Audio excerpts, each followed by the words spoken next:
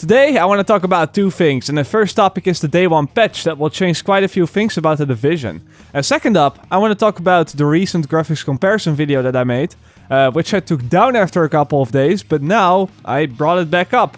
You might be wondering, they're completely different topics. How are these two connected? Why put them in the same video? But we'll get into that. Let's begin. First up, the patch notes. A Reddit user who goes by the name of GusGus123 has found out that in the preload for The Division, there will be a README folder which lists all of the updates that will come with the day one patch. And this is quite an extensive list. You can see that the developers fixed a whole lot of things, like for example, the baiting of going rogue through the deployable turret, and they also improved the performance on multiple GPUs. Now the list is a little bit too long to go over every single thing, and a lot of the changes are not that big.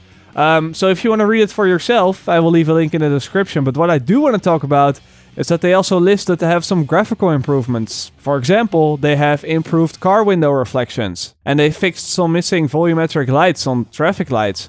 But also, and this is the thing that I'm on about, fixed several lights that did not cast global illumination. Now, as a lot of you may know, I recently did a graphics comparison video in the beta, and in that video I concluded that the game did not have global illumination, or at least not like it did back in the Snowdrop Engine trailer with the fluorescent tube hanging from the ceiling and the light bouncing around the room and stuff like that. A couple of days after I uploaded that graphics comparison, however, Ubisoft released a PC footage video where they showed off 60 frames a second gameplay and all sorts of effects that the game has. And as you might have guessed, global illumination was one of those things. Now, from this video alone, I still didn't really see the global illumination. But these two videos sparked up a pretty big conversation on Reddit, where a whole lot of people showed off pictures that they took themselves to prove the existence of global illumination. It's really hard to tell from these pictures alone, but after looking at them for a while, I was afraid that I overlooked a few things in my graphics comparison, and thus I took the video down.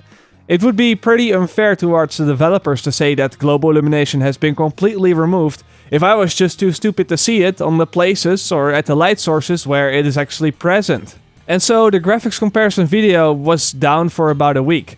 That was until this Reddit user found the patch notes where they said that they fixed several lights that did indeed not cast global illumination. But I'm not gonna use this as a backup to say that I was right after all, because I don't really think I was 100% right, even though some lights didn't cast global illumination. I think I genuinely missed quite a few things. So my research may not have been entirely right, but it's also not entirely wrong, and thus I decided to make the video public again yesterday. But I don't want to just leave it with that, so here's the plan. When the final game comes out, and I've had some time with it to do some other things first, I'll redo the graphics comparison, and I'll also take a look at some of the examples from these pictures and try to come up with the best conclusion. And there's one more thing that I just gotta ask before I go.